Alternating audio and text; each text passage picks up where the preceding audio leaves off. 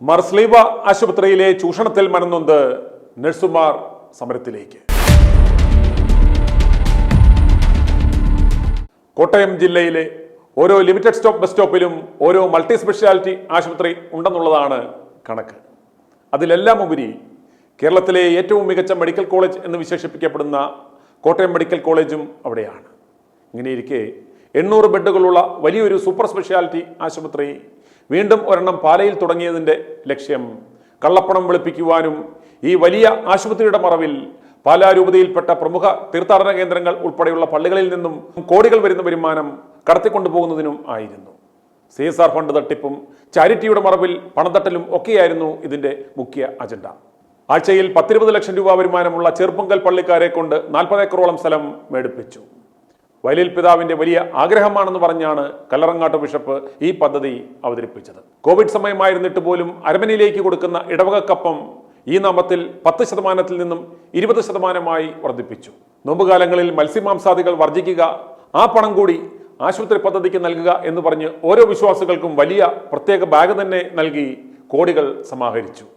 ഈ ആശുപത്രി പാലാരൂപതയിലെ വിശ്വാസികളുടേതാണ് എന്ന് പറഞ്ഞായിരുന്നു കല്ലറങ്ങാടൻ പിരിവ് തകർത്തുവാരി നടത്തിയത്. അങ്ങനെ മർസ്ലീബ ആശുപത്രി എന്ന പേരിൽ കെട്ടിടം പൊങ്ങി ആശുപത്രി ആരംഭിച്ചു. ഇപ്പോൾ ആശുപത്രിക്ക് 300 കോടി രൂപ കടമുണ്ടെന്ന് പറഞ്ഞാണത്രേ പിരിവ് തുടരുന്നത്. ഈ ആശുപത്രിയിലെ പ്രസവ കച്ചവടം കൂട്ടുവാനാണ് കല്ലറങ്ങാട്ട് ബിഷപ്പ് 3 മുകളിൽ പ്രസവിക്കുന്ന കത്തോലിക്ക സ്ത്രീകൾക്ക് മാസം 1500 രൂപ വെച്ച് നൽകും എന്ന പദ്ധതി പോലും ആവിഷ്കരിച്ചത്. പാലാരൂപതയിലെ നിലവിലെ അവസ്ഥ എന്ന് പറയുന്നത് തീർത്ഥാടന കേന്ദ്രങ്ങളിൽ വീഴുന്ന പണം ബിഷപ്പ് ഹൗസിൽ നിന്നും ചെന്ന് അതാത് ദിവസം വാരിക്കൊണ്ടുപോകുന്നു. ആർക്കുമൊന്നും പറയുവാൻ വയ്യാത്ത അവസ്ഥ. ഇടവകക്കാരും വിശ്വാസികളും പിരിവ് കൊടുത്ത് മുടിഞ്ഞിരിക്കുന്ന അവസ്ഥ. ആശുപത്രി വിശ്വാസികളുടേതാണ് എന്ന് പറഞ്ഞ് പണിതിട്ട് ആശുപത്രിയിൽ ചികിത്സിക്കുവാൻ ചെന്നാൽ കഴുത്തറക്കും. ഡിസ്ചാർജ് ചെയ്യണമെങ്കിൽ ആധാരം കൂടി കയ്യിൽ കരുതണം. രൂപതാംഗങ്ങൾക്ക് ജോലി കൊടുക്കും എന്ന് പറഞ്ഞിട്ട് ലക്ഷങ്ങൾ മുടക്കി നഴ്സിംഗ് പഠിച്ച മിടുക്കരായ നഴ്സുമാരെ ട്രെയിനികൾ എന്ന് പറഞ്ഞ് എടുക്കുകയും 6 മാസത്തിനുള്ളിൽ സ്റ്റാഫ് നേഴ്സാക്കും എന്ന് പറഞ്ഞ് എടുത്തിട്ട് 12 മണിക്കൂർ പട്ടിപ്പണി എടുപ്പിച്ച് മാസം 10,000 രൂപ കൊടുക്കുന്നു. 6 മാസം കഴിയുമ്പോൾ അടുത്ത 6 മാസത്തേക്ക് കൂടി ട്രെയിനിങ് നീട്ടുന്നു. അങ്ങനെ തട്ടിപ്പും ചൂഷണവും നിരവധിയാണ്. ഇപ്പോൾ ആശുപത്രി മാനേജ്മെന്റിന്റെ പുതിയ പരിഷ്കരണത്തിൽ വലഞ്ഞ മെയിൽ നഴ്സുമാർ സമരം ആരംഭിക്കുവാൻ പോകുകയാണ്. ഡ്രസ് ചേഞ്ചിങ്ങിന് പോലും ആശുപത്രിയിൽ അവർക്ക് സ്ഥലം നൽകാതെ വായു പോലും കടക്കാത്ത കണ്ടെയ്നർ കൊണ്ടുവച്ച് അവിടെ ഡ്രസ് ചേഞ്ചിങ് നടത്തിയാൽ മതിയെന്ന് മാനേജ്മെന്റ് ആവശ്യപ്പെട്ടിരിക്കുകയാണ്. ആ ദൃശ്യങ്ങളിലേക്ക്.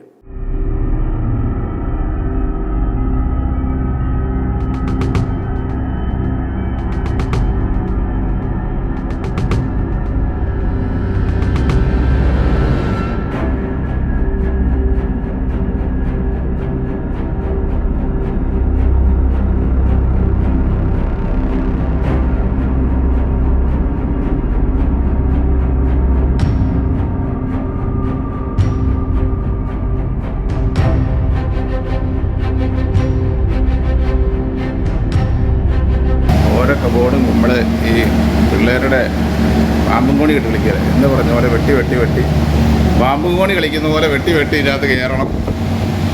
ഒരാളിപ്പുറം ഓപ്പോസിറ്റ് വന്നു കഴിഞ്ഞാൽ മറ്റേ സൈഡ് മാറി കൊടുക്കണം.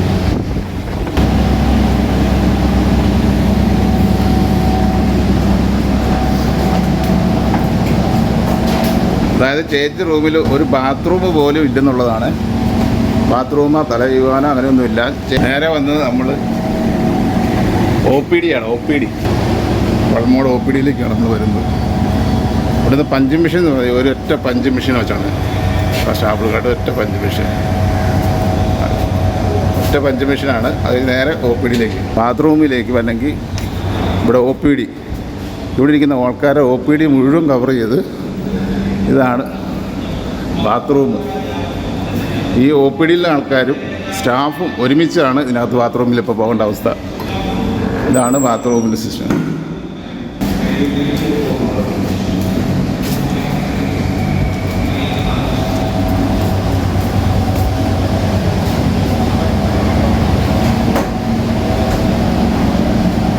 നിന്ന് തിരിയാനിടയില്ല. ഇതാണ് ഇവരെ വലിയ സൗകര്യമാണെന്ന് പറഞ്ഞുണ്ടാക്കണം. ആകെ അടിച്ച് നമ്മൾ സീലിംഗ് അടിച്ചിട്ടുണ്ട്. ഡ്രസ്സ് ഇടണമെങ്കിൽ ഡ്രസ്സ് ഇടാൻ പോലുമോ ഉള്ള സൗകര്യമില്ല. ഇത്ര ഗ്യാപ്പ് ഒരു ഡ്രസ്സ് ഇടയ്ക്കാവശ്യമാണ്. ഈ സാധനം തുറക്കണമെന്നല്ലോ.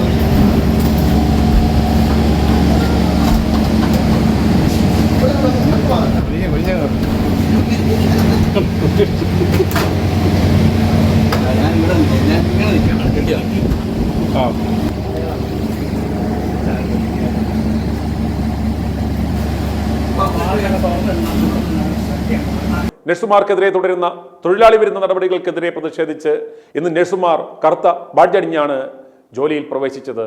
ആ ദൃശ്യങ്ങളും കാണുക.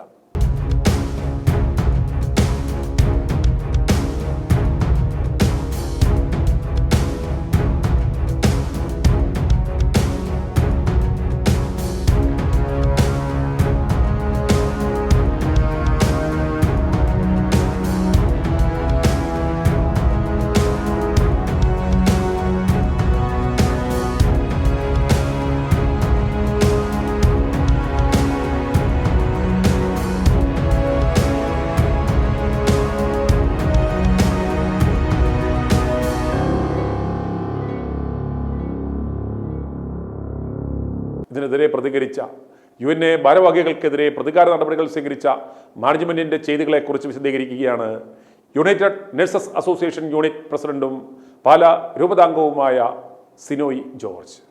എൻ്റെ പേര് സിനോയ്. ഞാൻ യൂണിറ്റ് പ്രസിഡന്റാണ് യുഎൻഎയുടെ മാർച്ചില യൂണിറ്റിന്റെ പ്രസിഡന്റ്. ഞങ്ങളുടെ അവിടെ എന്ന് പറഞ്ഞു കഴിഞ്ഞാൽ ഞങ്ങൾക്കിപ്പോൾ മെയിലിനൊരു ചേഞ്ച് റൂം ഉണ്ടായിരുന്നത് ഹോസ്പിറ്റലിനകത്തായിരുന്നു. നമ്മൾ ഈ 7 നില കെട്ടിടം വലിയൊരു ഹോസ്പിറ്റൽ പണിത് വെച്ചിട്ട് അതിനകത്തായിരുന്നു ഞങ്ങൾക്കും ചേഞ്ച് റൂം. കഴിഞ്ഞ 2 മാസമായിട്ട് ഇപ്പം ആ ചേഞ്ച് റൂം 1 മാസമായി കഴിഞ്ഞ് ചേഞ്ച് റൂം അകത്തുനിന്ന് ഞാൻ മെയിൽ സ്റ്റാഫുകളെയും നേഴ്സുമാരെയും പുറത്താക്കിയിട്ട് അത് പാർക്കിംഗ് ഏരിയ കൊണ്ട് ഒരു കണ്ടെയ്നർ കൊണ്ട് വെച്ചത്. കണ്ടെയ്നർ അതിനകത്താണ് ഇപ്പം ചേഞ്ച് റൂം ആക്കിയിട്ടാണ്. അതിനകത്ത് രണ്ട് എക്സോസ്റ്റ് ഫാൻ മാത്രം ഒരു ഭയങ്കര ചൂട് അതിനകത്ത് വഴി കയറിയാണ് ഞങ്ങൾ ചേഞ്ച് ചെയ്തിട്ട്. അതിനകത്ത് ബാത്റൂം ഇല്ല, ഒന്നുമില്ല. നേരത്തിനകത്ത് ബാത്റൂം ഉൾപ്പെടെ നമ്മുടെ ആദ്യം ആവശ്യങ്ങൾ ചെയ്യാനുള്ള ഡ്യൂട്ടി ദൂരെ നിന്ന് 10-26 കിലോമീറ്റർ കഴിഞ്ഞിട്ട് ഞാൻ വരുന്നു ഡ്യൂട്ടി വണ്ടി ഓടിച്ചു വന്നിട്ട്. മഴയുള്ള കാലത്തൊക്കെയാണ് നമുക്ക് ഡ്രസ്സ് വരാൻ ചിലപ്പോൾ മാറേണ്ടി വരും. അതിനൊരു സൗകര്യം പോലും ഇല്ലാതെ ഒരു കണ്ടെയ്നർ കൊണ്ടുവച്ച് സ്റ്റാഫിനെ അധിക്ഷേപിക്കുന്ന രീതിയിൽ തന്നെ സത്യം പറഞ്ഞാൽ ഇത്ര വലിയൊരു ബിൽഡിംഗ് വന്നിട്ട് അവർക്ക് ഒരു അതിനകത്ത് റൂം കൊടുക്കാൻ സൗകര്യം ഉണ്ടായിട്ട് പോലും അങ്ങനെ ഒരു മാറ്റാനുള്ള ഒരു കാരണം എന്താ? അവർ പറയുന്നത് ലേഡീസിന്റെ ചേഞ്ച് റൂമിന് കുറച്ചും കൂടെ എക്സ്റ്റെൻഡ് കൊടുക്കാൻ വേണ്ടി. അതായത് ഞങ്ങളുടെയും ഇവരെയും കൂടെ അപ്പുറം ഇപ്പുറം ഒരു വ്യത്യാസം 2 ഓപ്പണിംഗ് ആയിട്ടാണ്. അവർക്ക് കൂടുതൽ സൗകര്യത്തിനാണെന്നും പറഞ്ഞ് നമ്മുടെ മെയിൽ സ്റ്റാഫുകളെ എല്ലാം കണക്കുണ്ട്. ഇപ്പൊ ഈ മെയിൽ സ്റ്റാഫുകൾക്കുള്ള ചേഞ്ചിങ് റൂമാണോ കണ്ടെയ്നറിനകത്തോട്ട് മാറ്റിയത്?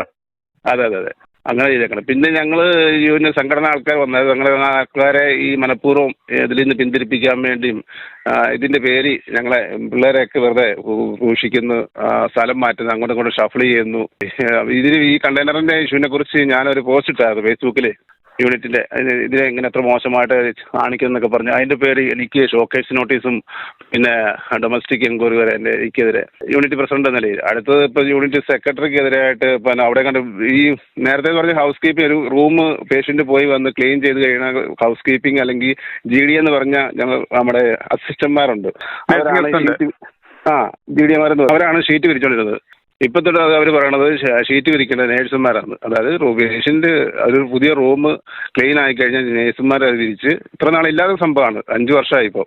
അപ്പോൾ അത് അവർ വിരിക്കണമെന്നും പറഞ്ഞ് അത് വിരിക്കാൻ അവർ വിസ്മയിച്ചു. അതായത് ഒരു പേഷ്യന്റ് കിടക്കുന്ന IP പേഷ്യന്റ് കിടക്കുന്ന അത് എന്തെങ്കിലും രീതിയിൽ ഡേർട്ടി ആവുകയാണെങ്കിൽ അത് ഷീറ്റ് മാറ്റി കൊടുക്കുന്നുള്ളത് നമ്മുടെ നേഴ്സുമാരാണ്.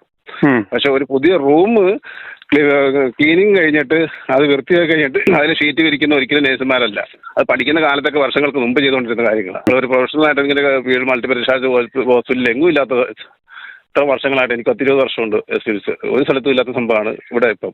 അത് നേഴ്സുമാർ ചെയ്യണമെന്ന് അത് ചെയ്യാത്തവര് അത് വിസ്മയിച്ചതിന് ആ കൊച്ചിന് ഷോക്കേസ് നോട്ടീസ് കൊടുത്തേക്കുക. 3 ദിവസത്തിനോട് കാരണം കാണിച്ചു കൊടുത്തിരിക്കുക. അടുത്ത് എനിക്ക് കാണിച്ചത് തന്നെ കേസ് ഷീറ്റ്. അത് കഴിഞ്ഞ് ഡൊമസ്റ്റിക് എൻക്വയറി. പിള്ളേരെ വളരെ രീതിയിലും ഈ സംഘടന വളരെ പുറത്താക്കാനുള്ള ലക്ഷ്യമാണ്.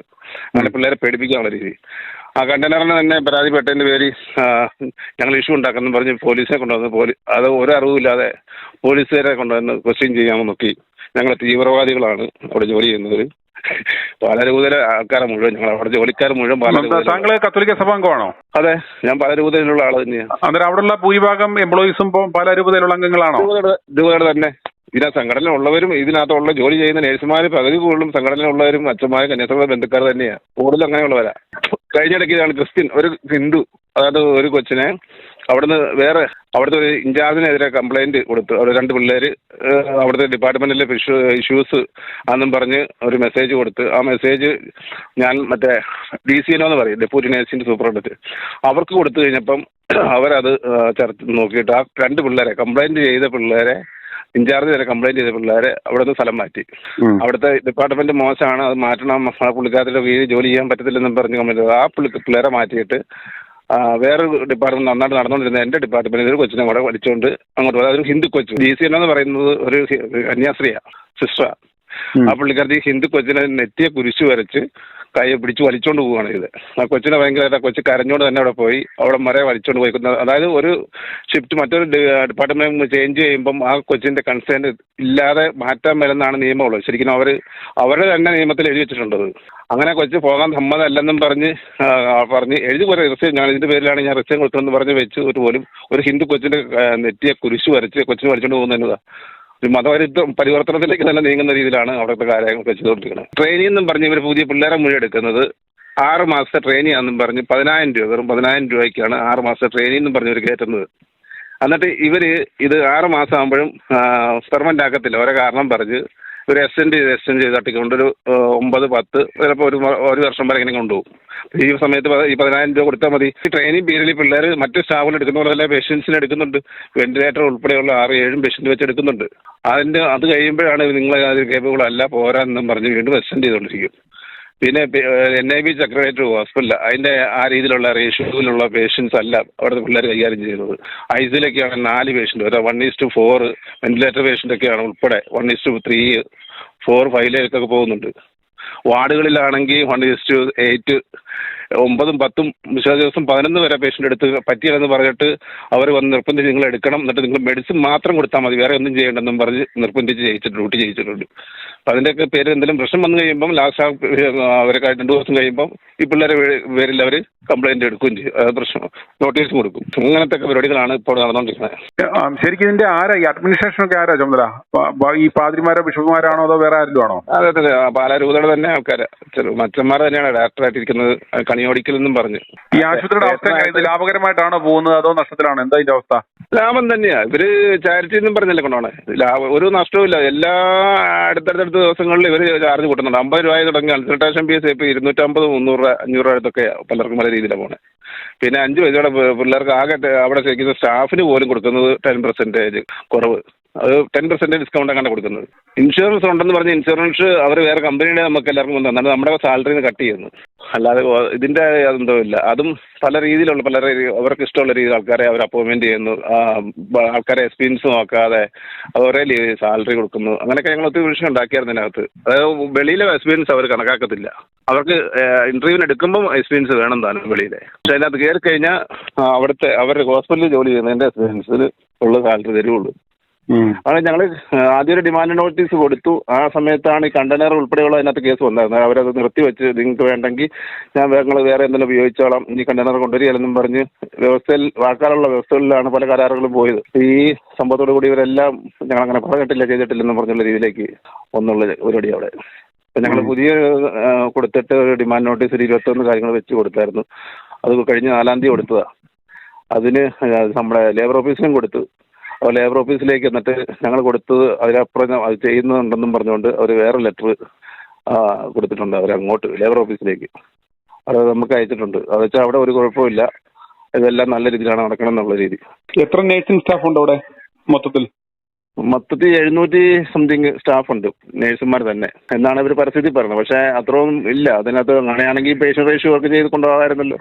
പേഷ്യൻ്റ് റേഷ്യോ ഇല്ല. സ്റ്റാഫിനെ ഡബിൾ ഡ്യൂട്ടിയൊക്കെ ചെയ്യിക്കുന്നുണ്ട് പിള്ളേരെ അങ്ങോട്ടൊക്കെ. പോകുമ്പോൾ സർട്ടിഫിക്കറ്റുകൾ കൊടുക്കണമെങ്കിൽ പൈസ വേണം. 2 മന്ത് റിസൈൻ ആണ്. അതിനകത്ത് റിസൈൻ ചെയ്ത് പോകണമെങ്കിൽ 2 മന്ത് സാലറി കൊടുത്തിട്ട് വേണം ഇറങ്ങാനായിട്ട്. പിന്നെ നമ്മൾ വിദേശത്ത് നിന്ന് എന്തെങ്കിലും ഒരു ഗുഡ് സ്റ്റാൻഡിങ് സർട്ടിഫിക്കറ്റോ അല്ലെങ്കിൽ വിദേശത്തുള്ള അവരുടെ ക്ലിയറൻസിന് വേണ്ടി ഒരു പേപ്പർ ഫോം പൂരിപ്പിക്കുന്നതിന് പോലും 1,500 രൂപ സംതിങ് അവർ ഈടാക്കുന്നുണ്ട്. അത്ര വർഷം ഇവിടെ ജോലി ചെയ്തിട്ട് പോയാൽ പോലും ഒരു ഫോം സംഭവങ്ങൾ പൂരിപ്പിച്ച് ക്ലിയർ ചെയ്ത് കിട്ടണമെങ്കിൽ. പിന്നെ എന്തെങ്കിലും കാര്യം നമ്മൾ ചെന്ന് കഴിഞ്ഞാൽ നമ്മൾ ചെയ്യാനെന്ന് പറഞ്ഞു കഴിഞ്ഞാൽ നിങ്ങൾക്ക് സർട്ടിഫിക്കറ്റ് ഇങ്ങോട്ടല്ല വരുന്നത്, നിങ്ങളുടെ സർട്ടിഫിക്കറ്റ് ഞങ്ങൾ അങ്ങനെ ചെയ്യും ഇങ്ങനെ ചെയ്യും എന്നുള്ള ഭീഷണി. അതായത് ഭീഷണിപ്പെടുത്തി ഉള്ള പരിപാടിയാണ് ഒരു സംഭവങ്ങളാണ് അവിടെ നടന്നുകൊണ്ടിരിക്കാൻ മുഴുവൻ. അതായത് നേഴ്സുമാരുടെ മുകളിൽ ആർക്കും കുതിര കയറാവുന്ന ഒരു അവസ്ഥയിലേക്ക് നീങ്ങിക്കൊണ്ടിരിക്കുക. ആ രീതിയിലേക്ക് എന്തും അതിന് ചോദിക്കാൻ പറയാനില്ല. അവർ നേഴ്സുമാർ തിരിച്ചു ചോദിച്ചു കഴിഞ്ഞാൽ അവർക്ക് അപ്പോളജി അല്ലെങ്കിൽ അവർക്കുള്ള ഇൻസിഡന്റ് പോകുമ്പോൾ അങ്ങനെ സംഭവങ്ങളെല്ലാം അവർക്ക് മുകളിൽ. ഇതെങ്ങനെ ഒരു പ്രതികരിക്കാനാണ് നിങ്ങൾ തീരുമാനം? എന്തെങ്കിലും സമര പരിപാടികളോ എന്തെങ്കിലും പ്രതിഷേധ പരിപാടികളോ ഉണ്ട്? എന്താ നിങ്ങളുടെ ഒരു പ്ലാൻ എന്തായിരിക്കും ഫ്യൂച്ചർ? പ്രതിഷേധമായിട്ട് തന്നെ പോകും. ഇന്ന് ഇതിനെല്ലാം ഞങ്ങൾക്കെതിരെ ഈ എടുത്തക്കണ ആക്ഷനെതിരായിട്ട് ഇന്ന് ഞങ്ങൾ കറുത്ത ബാഡ്ജ് കുത്തിയാണ് പിള്ളേരെല്ലാം ഡ്യൂട്ടി ഷിഫ്റ്റ് ചെയ്തുകൊണ്ടിരിക്കുന്നത്.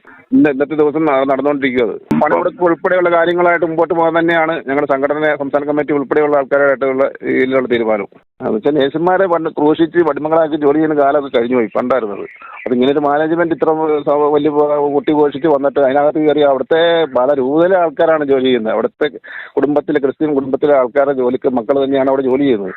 അവരോട് ഈ പിരിവ് ലോകം മുഴുവൻ നിന്ന് പിരിവെടുത്തവർ ജോലി ഇടവകളിൽ നിന്നെല്ലാം പിരിച്ചുണ്ടാക്കിയിട്ട് ഇവിടെ വന്ന് ജോലിക്കാരോട് ഇങ്ങനെ കാണിക്കുന്നത്.